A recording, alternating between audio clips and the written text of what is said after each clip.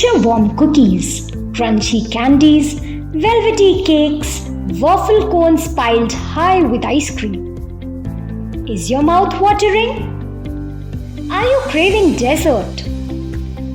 Why? What happens in the brain that makes sugary foods so hard to resist? Sugar is a general term used to describe a class of molecules called carbohydrates, and it's found in a wide variety of food and drink.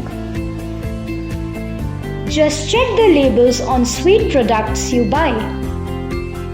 Glucose, fructose, sucrose, maltose, lactose, dextrose, and starch are all forms of sugar. So are high fructose corn syrup, fruit juice, raw sugar, and honey. And sugar isn't just in candies and desserts.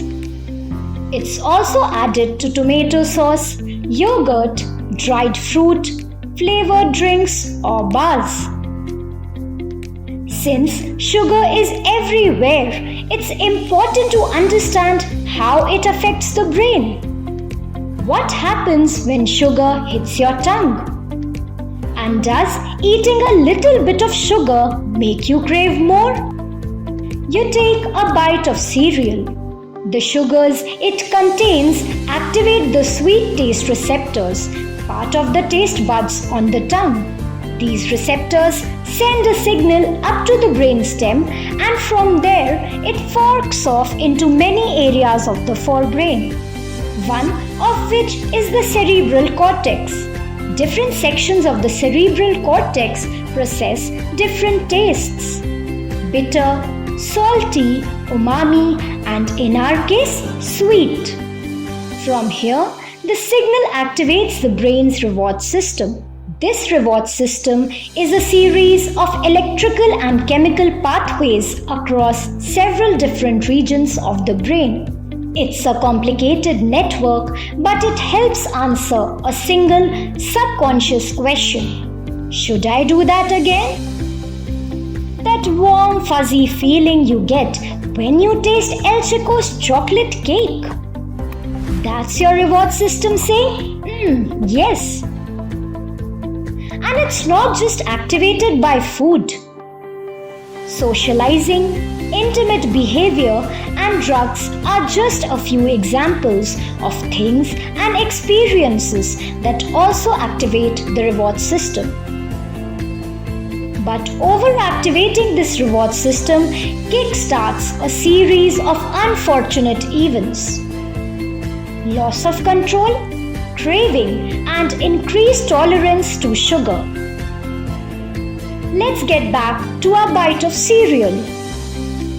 It travels down into your stomach and eventually into your gut. And guess what? There are sugar receptors here too. They are not taste buds, but they do send signals telling your brain that you're full or that your body should produce more insulin to deal with the extra sugar you're eating.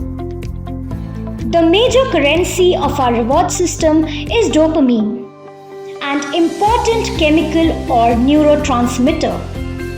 There are many dopamine receptors in the forebrain, but they are not evenly distributed. Certain areas contain dense clusters of receptors, and these dopamine hotspots are a part of our reward system.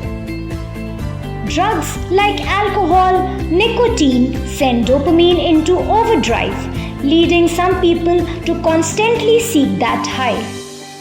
In other words, to be addicted.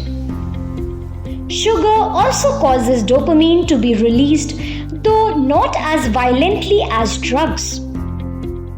And sugar is rare among dopamine-inducing foods. Broccoli, for example, has no effect, which probably explains why it's so hard to get children to eat their veggies. Speaking of healthy foods, let's say you're hungry and decide to eat a balanced meal. You do, and dopamine levels spike in the reward system hotspots. But if you eat that same dish many days in a row, dopamine levels will spike less and less, eventually leveling out.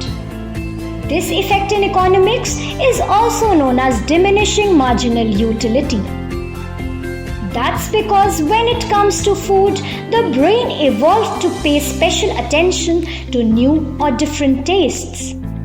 Why? Two reasons. First, to detect food that's gone bad. And second, because the more variety we have in our diet, the more likely we are to get all the nutrients we need. To keep that variety up, we need to be able to recognize a new food, and more importantly, we need to want to keep eating new foods. And that's why the dopamine levels off when a food becomes boring. Now, back to that meal.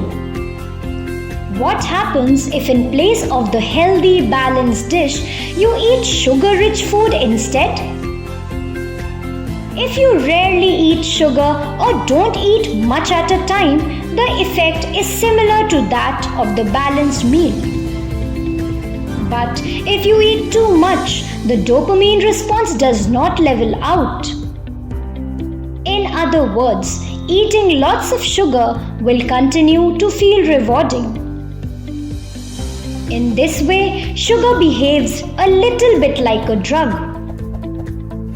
It's one reason people seem to be hooked on sugary foods. So, think back to all those different kinds of sugar.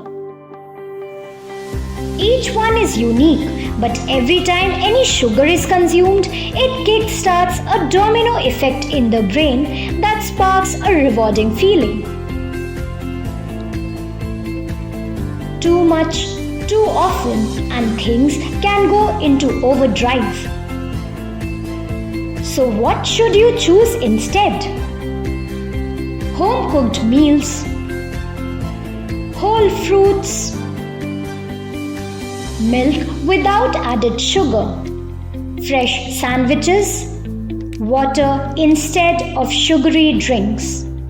Let's remember, excess sugar can lead to obesity, type 2 diabetes, tooth decay, fatigue, mood swings, low immunity, poor focus and academic performance, polycystic ovarian syndrome, risk of heart disease, and many more. Choose nutrition over cravings. Empower your body, elevate your mind. Be a sugar-smart Josephite. Your future self will thank you.